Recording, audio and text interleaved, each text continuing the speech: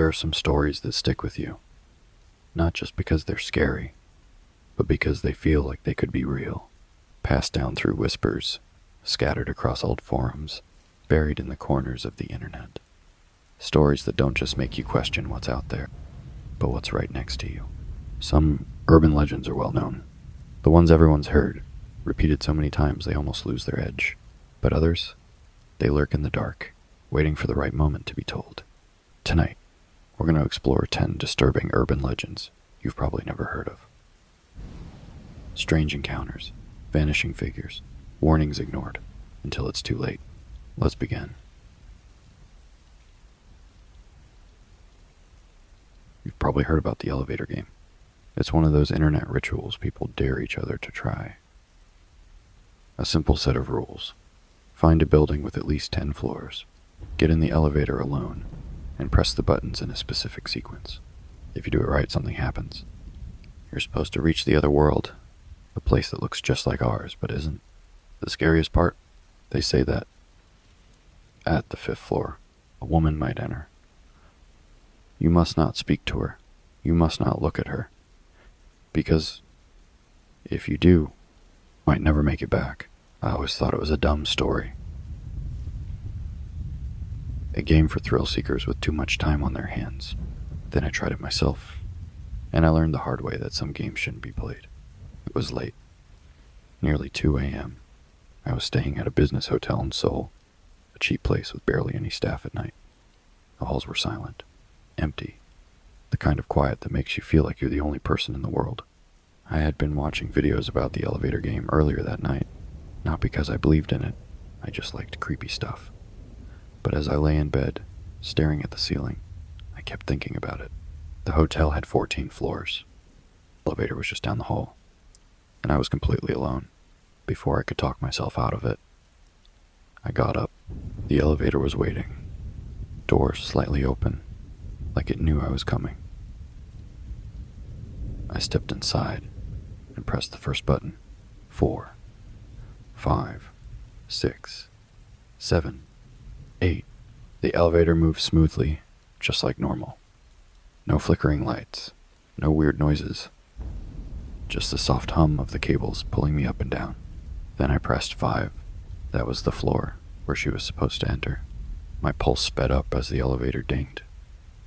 The door slid open, and for half a second, I swore I saw something a shadow in the dim hallway. But the doors closed again before I could get a good look. The final step was pressing 1 to go back down. If the game worked, the elevator was supposed to take me to the other world instead. I pressed it. Elevator started moving, and then it stopped. Not on a floor, not between levels. Just stopped. I hit the button again. Nothing. The doors didn't open. The lights didn't flicker. It was just silent. Too silent. Then I heard it. A soft, slow breathing. Not mine. It was coming from behind me. There was nowhere for someone to be. The elevator was small. Just 4 metal walls and a mirror. I was alone.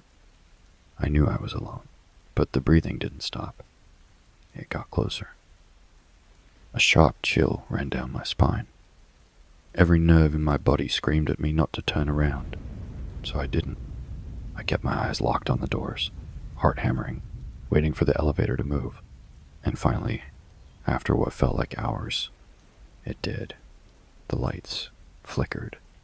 The hum of the motor kicked back in. The doors opened, and I stumbled out onto the first floor, legs shaking. The lobby was empty. Everything looked the same. But as I turned back, just before the door shut, I saw it. A shape. A figure. Standing in the back of the elevator. I ran. I don't know where the elevator really took me. I don't know what I heard. I don't know what I almost saw. But I know one thing. I didn't play the game right. And something got in with me. You've probably heard the story before. A driver picks up a hitchhiker on a lonely road, usually late at night. The hitchhiker doesn't say much. Sometimes they don't speak at all. But when the driver looks away, even for a second, The hitchhiker vanishes. No door opening, no sound, just gone. The creepiest part? In some versions, the driver later finds out the hitchhiker died years ago. Sometimes on that very road. I always thought it was just another campfire story. Some urban legend passed around to scare kids. Then it happened to me. It was a little past midnight, and I was driving home from a late shift. The road I was on stretched for miles through nothing but empty fields and scattered trees. No streetlights, no houses, just darkness pressing in from all sides. I was running on fumes, exhausted, barely keeping my eyes open, when I saw someone standing on the side of the road. A hitchhiker. They were facing away from me, hood up, hands stuffed into their pockets, just standing there, motionless. No sign of a car breaking down. No reason to be out here in the middle of nowhere. Everything in me said to keep driving, but I didn't. I don't even know why. Maybe it was guilt. Maybe I thought they really needed help. Maybe it was just exhaustion making me stupid. I pulled over. They didn't move at first. Just stood there like they hadn't noticed me. I leaned over, popped the passenger door open, and finally, they got in. The moment the door shut, the air in my car changed. I don't know how to explain it. It wasn't colder. It wasn't a smell. It was just off. Like the space around me had shifted slightly. Like the weight of something invisible had settled into the air. The hitchhiker didn't say a word. I glanced at them, trying to get a look at their face, but their hood was low, shadow, covering their features. I couldn't even tell if they were a man or a woman. I forced a cough, trying to shake the tension, and pulled back onto the road. The drive felt wrong. I could hear the hitchhikers breathing. Slow, steady, too steady, like they weren't tired, weren't cold, weren't even aware of how weird this was. I kept sneaking glances. Every time they were just sitting there, completely still. Then I blinked, and they were gone. 1 second, they were there. The next, nothing. The seat was empty. The door hadn't opened. The seatbelt was still buckled. I slammed the brake so hard I nearly spun out. My heart was hammering, my hands slick with sweat, as I whipped my head around, checking the back seat, the floor, even the road behind me. Nothing. Just empty highway stretching behind me. My taillights glowing red against the darkness. I sat there for a long time, gripping the wheel, trying to breathe, trying to tell myself I was just tired, that I had imagined it. But then I looked at the passenger seat again, and I saw it, a small smudge on the fabric, a perfect imprint, like someone had just been sitting there. There's an urban legend in Japan, one that's worse than ghosts or curses. Because this one might be real. People in small apartments have reported strange sounds, scratching in the walls, whispers just on the edge of hearing. They think it's rats or old pipes. But sometimes, when they check the vents, they find something much worse. A hidden crawl space, a sleeping bag, half-eaten food, and sometimes a message scrawled on the wall in shaking, uneven handwriting. The worst one? I watched you sleep. I never believed those stories. I thought they were just another creepy internet story. Until I moved into my own apartment. Until I started hearing things. Until I found the vent. And what I discovered inside still haunts me to this day. I moved to Tokyo last year, looking for something cheap, something simple. I wasn't picky. I just needed a place to sleep between long shifts. The apartment I found was small, just a single room with a kitchenette and a tiny bathroom. The walls were thin. I could hear my neighbors arguing sometimes, the sound muffled through the old plaster, but I didn't mind. At first, I barely spent time there. I worked late, came home exhausted, crashed on my futon. It wasn't until I had a few nights off that I started noticing the noises. At first, I thought it was the building settling. Soft tapping in the walls. A faint rustling, like something shifting behind them. I figured it was pipes, or mice, Then, I heard it at night. It started with a soft, rhythmic tapping. Slow, deliberate, like fingers drumming on wood. I was half asleep the first time, too groggy to care. The second time I was wide awake. The sound was close. Too close. Coming from the vent, just above my bed. I turned on my phone's flashlight, shining it at the metal grate. The slats were thin, the screws rusted in place. Nothing out of the ordinary. But my skin crawled. I tried to ignore it. I told myself it was just my imagination, that the old building was just noisy. But the feeling didn't go away. One night, I woke up sweating, a deep, suffocating unease sitting heavy on my chest. Something was wrong. I sat up, rubbing my eyes, trying to shake the feeling. And then I saw it. The vent cover, it was loose. Not missing, not open, just shifted, like someone had pried it up, just enough to peek through. I barely slept after that. I told myself I was paranoid, that it had probably been loose the whole time. But I started keeping my light on at night. I started checking the vent before I went to sleep, and then I found the note. It was on the floor, just below the vent. A small piece of paper, folded in half. My hands were shaking when I picked it up. My breath stuck in my throat. The paper was yellowed, brittle at the edges. And the writing, it was small, messy, like it had been scrawled in a hurry. I watched you sleep. I felt sick, my body locked up, my mind screaming at me to run. But I didn't. I stood there, gripping hard. It crumpled in my palm. Someone had been in my apartment. Someone had been watching me. I spent the rest of the night sitting against the door, knife in hand, every muscle in my body tense. When the sun came up, I did the only thing I could think of. I unscrewed the vent. The smell hit me first. Stale sweat. Something sour. The space behind the vent wasn't just a hollow crawl space. It was deep, leading into the dark, stretching back further than it should have. My flashlight barely touched the edges. Then I saw it. A thin blanket, a stack of empty food containers, an old flip phone, screen cracked, battery long dead. Someone had been living there. I don't remember leaving. I don't remember packing. I just remember running, slamming the door behind me, my skin crawling at the thought of how long they'd been there, how long they had watched me. I called the landlord, the police. They checked the space, found old footprints in the dust. But whoever had been living there was already gone. That was a year ago. I don't live alone anymore. I don't sleep near vents.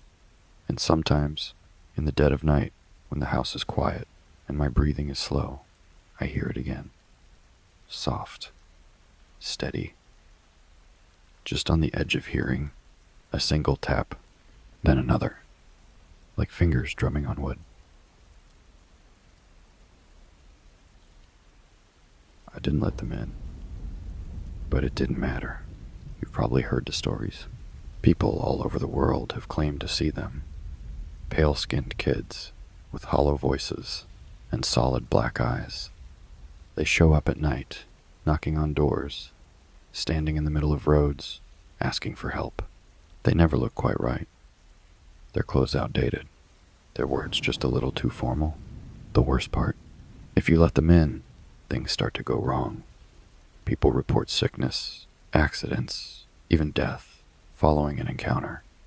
Some believe they're ghosts. Others say they're something worse. I always thought it was just another internet myth. But I saw them myself, and I didn't let them in. But it didn't matter. It happened last winter. I had just moved into a small house on the outskirts of town, a quiet neighborhood where the streetlights barely worked and the roads stretched empty for miles. I liked the isolation. No noisy neighbors, no traffic, just quiet. It was snowing that night. Heavy flakes drifting down in the glow of my porch light. I was half asleep on the couch when I heard the knock. Soft, rhythmic, too precise. Not like someone who needed help. More like someone who knew I was home. I hesitated. It was past midnight. No one should have been out in that weather, especially not knocking on my door. But against my better judgment, I got up and looked through the peephole. There were 2 of them. Kids. Maybe 10, maybe 12. A boy and a girl, standing side by side. No coats, no hats. Just thin, old-fashioned clothes that didn't match the season. Their heads were tilted slightly downward. Not enough to hide their faces, just enough to make them seem off. Their skin was pale, almost gray under the porch light.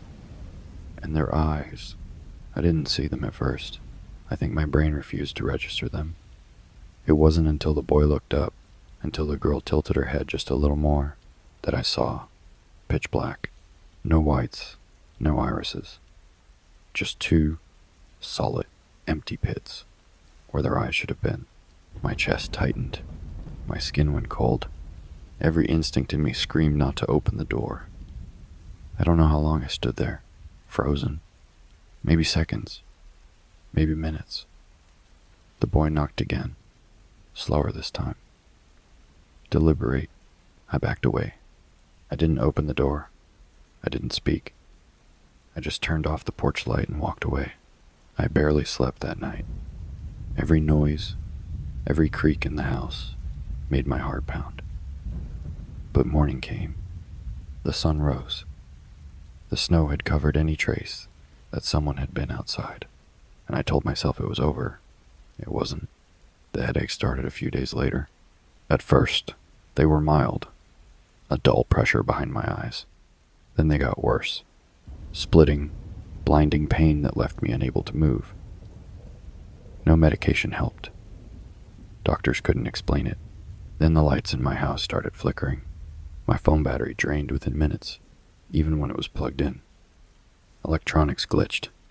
My radio would turn on by itself, always static, always just loud enough to hear. And then, the dream started. Every night I'd see them, standing at the foot of my bed, their faces blank, their mouths slightly open like they were whispering something I couldn't hear. I never saw them move, never saw them get closer, but every morning I'd wake up with my bedroom window unlocked. I started sleeping with every light on. I stopped looking outside at night. I tried to convince myself that I was imagining things, that stress was messing with my head, until the night I woke up to find muddy footprints inside my house. Small, bare, leading from my front door to my bed. That was the night I left. I packed a bag and drove straight to my brother's house across the city. I didn't explain. I didn't go back for my things.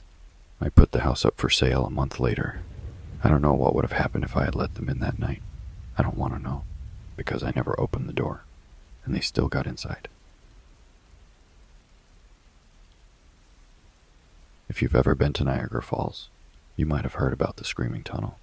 It's an old abandoned passageway under the train tracks, hidden in the woods just outside the city. The legend says a little girl died there, burned alive. No one knows exactly how. Some say she ran in to escape a fire, only to be trapped inside.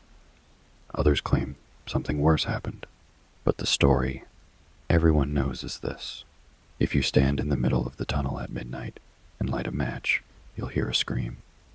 A sharp, piercing wail that makes your blood go cold. And before you can react, before you can even move, the flame will go out. I always thought it was just a local myth.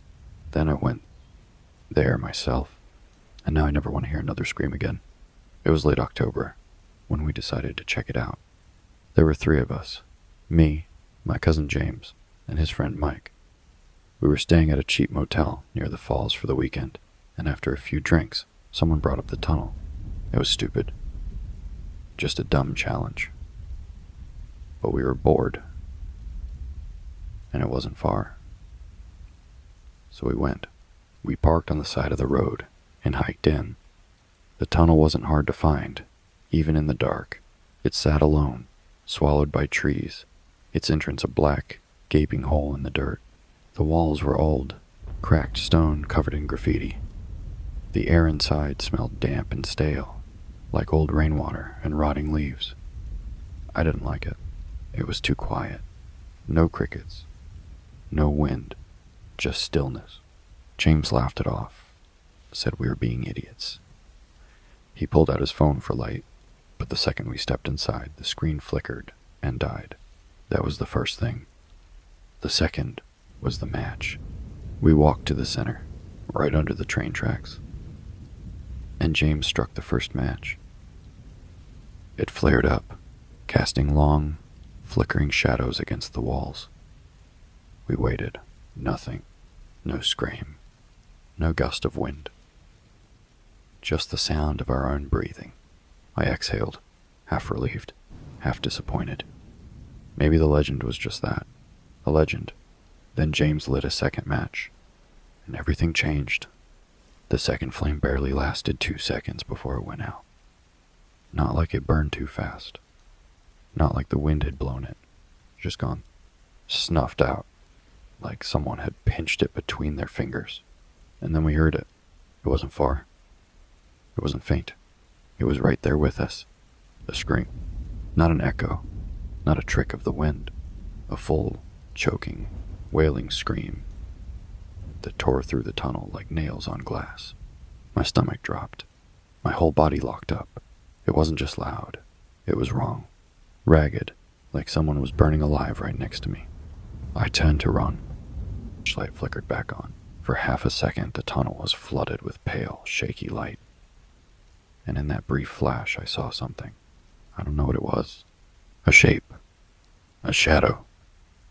Something crouched in the far end of the tunnel. Small. Human-shaped. But not quite right. And then the light went out again. We ran. No one spoke. No one looked back. We just ran. Tearing through the dark, tripping over roots and rocks, until we reached the car. James fumbled with the keys. My hands were shaking so badly I could barely breathe. And the whole time, I swore I could still hear it. A low, shallow breathing right behind us. We drove straight back to the motel, locked the doors, and didn't say a word for the rest of the night. The next morning, James checked his phone. The flashlight was fine. The battery was still full. It had never been dead. I don't know what we heard in that tunnel. I don't want to know. But sometimes, when I close my eyes, I swear I can still hear it. That awful, ragged scream, like something is still burning.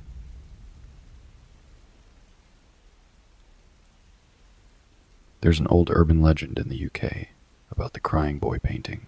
It was a mass-produced artwork from the 1950s, showing a sad young boy with tears in his eyes. Seemed harmless enough, but then the story started. Houses that owned the painting kept burning down, over and over again. Different locations, different families. But one thing stayed the same. The painting was always found untouched in the ashes. Even firefighters started to believe it was cursed. Some refused to have it in homes. Others warned people to get rid of it before it was too late. I always thought it was just another spooky story. An overhyped coincidence. Until I found one at a car boot sale. Until I brought it home. And everything started to go wrong. I wasn't looking for anything in particular that day. Just killing time. Browsing through old junk. The guy selling it had a table full of random antiques. Old clocks. Faded books. Tarnished jewelry.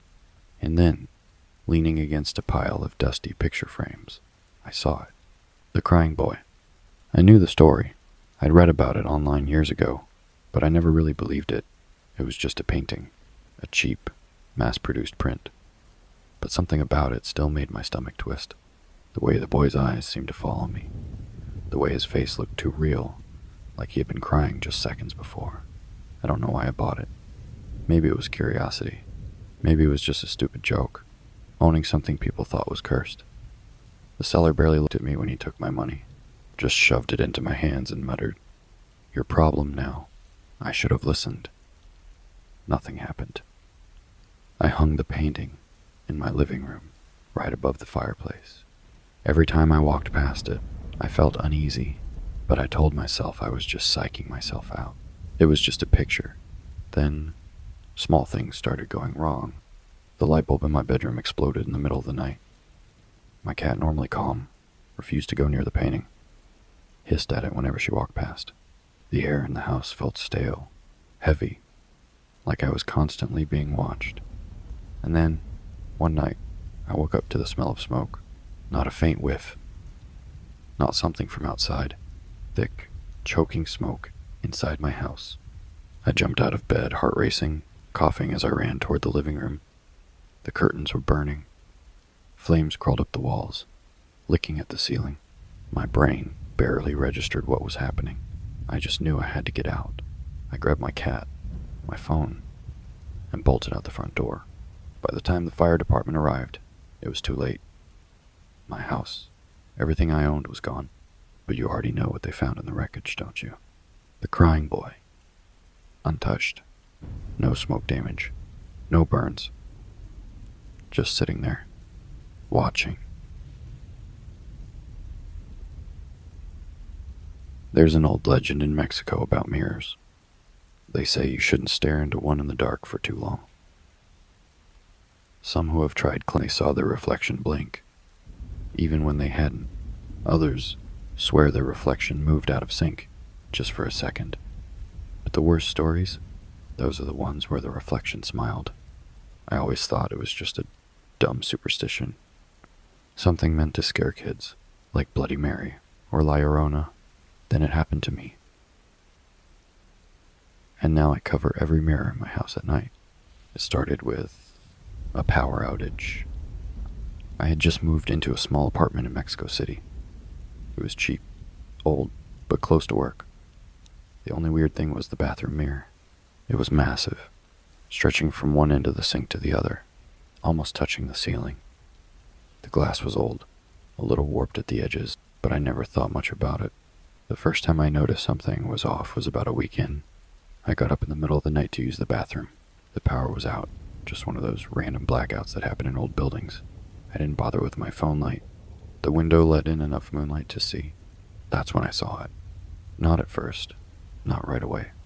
I was washing my hands when I glanced up at the mirror, and for a second, just a split second, my reflection didn't move. It wasn't dramatic, it wasn't some horror movie jump scare. It was just off. A tiny delay, like an old video buffering. My hands had already stopped moving, but in the mirror, they were still turning the faucet. Then, a blink. Not mine. My reflection blinked before I did. My stomach turned. My breath caught in my throat. I stood there, frozen, staring into my own eyes, waiting, daring it to happen again. Nothing. After what felt like forever, I shook it off. I told myself I was just tired, that my brain was playing tricks on me in the dark. I should have stopped looking, but I didn't. A few nights later, it happened again. This time, I was brushing my teeth. The lights were on. I wasn't even thinking about the mirror. Not really, until my toothbrush slipped from my fingers. I bent down to grab it, and when I stood back up, my reflection was already staring at me. I hadn't lifted my head all the way. My eyes should have still been facing the sink, but in the mirror, they were locked onto mine. To crawl up my spine, I didn't move. Neither did it. I stood there, breathing heavy, heart slamming against my ribs. I wanted to look away, to run, to do anything, but I couldn't. Then, slowly, my reflection tilted its head. Not a lot. Just enough to make my stomach flip. I didn't move. It shouldn't have moved. I shut off the light and walked out. I didn't go back in that night. After that, I avoided the mirror. I'd keep my eyes down when I washed my hands. I'd turn off the light before leaving so I wouldn't accidentally catch my reflection. It was stupid. I knew it was stupid. But I couldn't shake the feeling that something wasn't right. Then, the last night happened. I woke up around 3 a.m., my mouth dry. I needed water. I didn't even think about the mirror when I walked into the bathroom. Not until I saw the light was already on. I froze. My skin went ice cold. I had turned it off. I always turned it off. The switch was still flipped down, and then I heard it, a soft tap against the mirror. Not from my side, from inside the glass. I didn't stay to look. I grabbed my keys, ran out of my apartment, and didn't come back until the sun was up. The next day, I covered the mirror with an old sheet. I don't care if it was just my imagination. I don't care if I'll never know what I really saw. because whatever it was looking back. I saw the smiling man, and I'll never walk alone again. Some urban legends feel like just stories, until you see them with your own eyes. I don't know if you've ever heard of the smiling man. It's an old urban legend, one of those creepy stories that gets passed around online, mostly from people who claim to have seen him late at night. The details always stay the same. A man, tall and thin, wearing a suit that's just a little too big for him. He has this grin stretched across his face, ear to ear, like his skin doesn't quite fit. He doesn't speak. He doesn't make a sound. But if he sees you, he starts to move. Not walking. Dancing. People say he doesn't stop once he picks you. He'll match your pace, mirror your movements, always grinning, always closing in. Some say he's just a man, just a crazy person looking for a reaction. Others say if you let him get too close, you'll never be seen again. I never put much stock in those stories. But last year, I learned the hard way that some urban legends exist for a reason. It happened in late October, on one of those nights where the air is just cold enough to bite. I was walking home from a friend's place, cutting through a part of town that wasn't exactly the safest, but I'd done it a dozen times before. It was just past 2 a.m. The streets were empty, the kind of quiet that makes you feel like the last person on earth. I was halfway down a long stretch of sidewalk when I saw him. He was standing under a flickering streetlight about a block ahead, just on the edge of the glow. He wasn't moving, just waiting. His posture was strange, too stiff, like a puppet held up by invisible strings. The suit he wore looked expensive, but it hung loosely on his frame, too big in the shoulders. And then there was his face. He was smiling, not the kind of smile you give a stranger passing by, not the polite, nervous kind. This was wrong, too wide, too stretched, like his lips had been peeled back and frozen that way. It wasn't a friendly smile. It was the kind of smile a predator wears when it knows you can't run fast enough. I told myself he was just some weirdo, some guy strung out on drugs or lost in his own head. I kept walking, avoiding eye contact, hoping he'd just stay put. But as I passed under the streetlight across from him, he moved. He stepped forward, just one step, but his feet didn't touch the ground the way they should. His movements were unnatural, too smooth, too rehearsed. And then he started to dance. It wasn't playful. It wasn't normal. His legs bent too much with each step. His arms swung too wide. It was jerky, unnatural, but disturbingly graceful, like something imitating a person and getting it just slightly wrong. I sped up.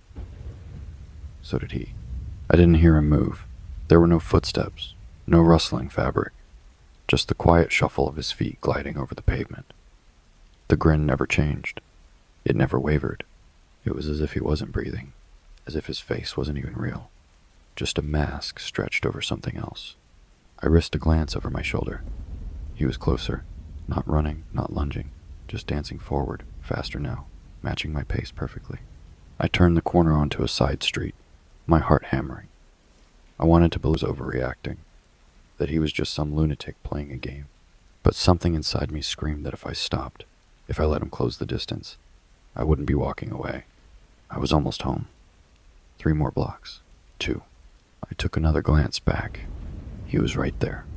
No space between us anymore. That hideous, frozen grin just inches from my face. I ran. I didn't care about dignity. I didn't care if I looked crazy. I ran. My chest burned. My legs felt like lead, but I didn't stop. I could hear nothing behind me. No panting breath. No pounding feet. Just silence. And then nothing. I reached my building. I slammed the door behind me, hands shaking so bad I could barely get the key into the lock. When I finally managed to get inside, I collapsed against the door, gasping. Silence. That was all I could hear. I waited. 5 minutes. 10. I forced myself to peek through the peephole. The street was empty. No smiling man. I didn't sleep that night. Or the next. And for weeks, every time I stepped outside after dark, I felt like I wasn't alone. Like something was waiting just outside my vision. I never saw him again, but I never walk alone at night anymore. Because when the night is quiet enough, I swear I can still hear the shuffle of his feet. Next time I might not be fast enough. There's an old legend in the Philippines about a cursed music box. It's said to be passed down through families, sometimes found in dusty attics, sometimes left behind in old homes. It looks normal enough. Small, wooden, with delicate carvings and a winding key on the side. But if you open it at midnight, the music it plays isn't just a lullaby. That's when the stories start. Some say it summons a shadowy figure that whispers secrets only you would know, things no one else could know. But others say it takes something from you. Not money, not objects, something you can't get back. I always thought it was just another creepy story meant to scare kids, until I found one, and now I know the truth. I was visiting my grandmother's house in the province after she passed away. It was one of those old Filipino houses, nipa walls, creaky wooden floors, and windows with cabbage shells that let in soft, filtered light. The house felt heavy with silence, like it was still waiting for her to come back. While helping my family pack her things, I stumbled across the music box. It was tucked away in the back of her closet, hidden under a pile of old clothes. It looked harmless, small and worn, with a faded floral design carved into the lid. I picked it up, feeling the cool wood against my palms. It wasn't locked, but something about it felt off, like it didn't want to be opened. That's when I remembered the stories. The music box curse. I laughed it off. I mean, it was just a box, but the idea stuck in my head all day. By the time midnight rolled around, I couldn't resist. Everyone else was asleep. The house was dark, except for the faint moonlight spilling through the windows. I sat on the floor in the living room, the box in front of me. My heart was beating faster than I expected, but I told myself it was just nerves. I won the key. The gears inside clicked softly as the tension built. Then I opened it. The lullaby was slow, delicate, the kind of tune you'd play to soothe a baby to sleep. But as the melody drifted through the empty room, it didn't feel comforting. It felt wrong, like the notes were out of tune, just slightly off. The kind of wrong you feel in your bones before your brain catches up. And then the air shifted, the temperature dropped, and the hairs on the back of my neck stood up. The shadows in the corners of the room seemed to stretch, like they were moving closer. I tried to shake it off, blaming my imagination. But then I heard it, a whisper. I froze. The whisper was faint, like someone breathing words into my ear. I couldn't make out what it was saying, but it wasn't just noise. It was talking to me.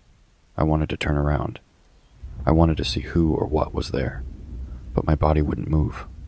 I felt glued to the floor, my heart pounding so hard it hurt.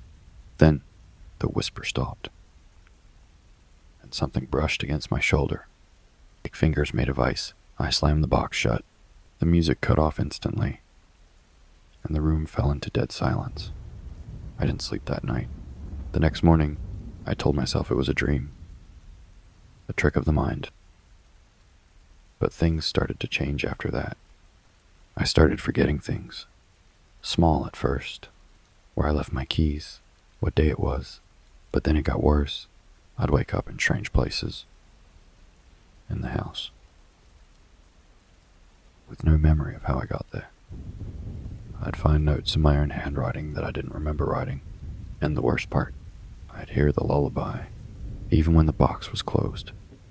Even when it was hidden in a drawer, locked away. Soft, just at the edge of hearing. Like it was playing inside my head. It's been weeks since I left that house, but the music hasn't stopped. Neither have the whispers. And I don't know what it took from me, but I know I'm not the same. If you've ever heard of Helltown, Ohio, you know the stories. It's an abandoned town in the middle of nowhere, swallowed by the woods, with crumbling houses and roads that lead to nothing. People say the government forced residents out decades ago, but the reasons why, that's where the rumors start. Some say there was a chemical spill that created mutant creatures in the woods. Others whisper about a cult that still performs rituals deep in the trees. And then there are the stories about the ghosts, about voices in the dark, telling people to leave before it's too late. Most people just call it a creepy place, a fun little road trip spot for thrill seekers. I thought that too, until I went there myself. And now, I don't think the stories do it justice. It was late October, just a few days before Halloween, when my friends convinced me to check out Helltown with them. We had the night off, and we wanted something to do, something scary. There were 4 of us, me, my buddy Kyle, and these 2 girls we knew, Taylor and Becca. We took Kyle's car, an old beat-up Honda with 1 working headlight. Leading into town, the first thing that hit me was the silence. No cars, no streetlights, no signs of life at all. Just miles of dense, black woods pressing in from both sides. The road was cracked and uneven, with weeds pushing through the asphalt. Everything about it felt wrong, like we'd driven into a place that didn't want us there. Kyle was the one who suggested we park and walk. Get the full experience, he said. I didn't like the idea, but I wasn't about to be the only one chickening out. So we grabbed our flashlights, got out of the car, and started walking. The town itself was barely there anymore. Just a few skeletal remains of houses, their roofs caved in, windows shattered. Some were covered in graffiti. Turn back, you'll die. Probably left by other kids trying to scare people. But some of it looked old, faded, like it had been written a long time ago. We walked deeper in. The air felt thick, heavy, like the woods were watching us. Every so often we'd hear something, twigs snapping, leaves rustling, but every time we shined our lights, there was nothing there. Then we found the church. It sat at the end of a dirt road, half hidden by trees. The roof was slanted, the front door missing, but the cross, at the top, was still standing. This was the part of Helltown people always talked about. The so-called cult church, where people claimed to see figures standing in the broken windows. Kyle went first, stepping inside without hesitation. Becca and Taylor followed. I hesitated, but I didn't want to be the only one left outside. The inside was worse than I expected. The pews were smashed, covered in dead leaves and dirt. There was an old moldy Bible left up there, pages curling with age. And then there was the writing. It covered the walls, scrawled in black marker and red paint.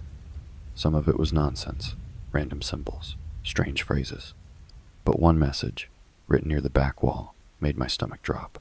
Don't listen to them. They lie. I didn't know why, but something about it made my skin crawl. I felt watched, like something had shifted in the air around us. And then we heard it, a whisper, soft, almost too quiet to notice, but it was there. At first, I thought it was just the wind, but then it came again, and this time, I understood it. Go. My whole body locked up. The voice was close, too close, like someone was standing right behind me. But when I spun around, there was no one there. I looked at my friends. They heard it too. I could see it in their faces. Becca's flashlight started flickering. Then it went out. Then mine did. Then Kyle's. And in that moment, with the darkness closing in, we heard it again. Go now. We ran. We didn't question it. We didn't stop. We just ran. Out of the church, down the dirt road, back toward the car. And as we sprinted through the trees, I swear I heard something behind us. Footsteps. Heavy. Fast. Chasing us. We reached the car, threw ourselves inside, and Kyle floored it. The tires screeched as we peeled out, speeding down that broken road. None of us spoke. None of us looked back. When we finally made it to the highway, only then did we start breathing again. We never talked about what happened that night. Not really. But I know what I heard. I know something wanted us out. And for the ones who don't listen, the ones who stay too long, maybe that's why some people never make it back. So, that's it. Some urban legends fade away over time, but the truly disturbing ones, they never really die. They get retold, reshaped, passed along to the next person who dares to listen. And sometimes they don't feel like legends at all. Maybe that's what makes them so unsettling. The feeling that somewhere out there, someone knows the truth. Maybe they lived it. Maybe they never got the chance to tell their story. But now, you've heard these ones. And if you ever find yourself in a situation that feels eerily familiar, maybe it's best to listen to that uneasy feeling in your gut. Thanks for watching. Stay safe out there.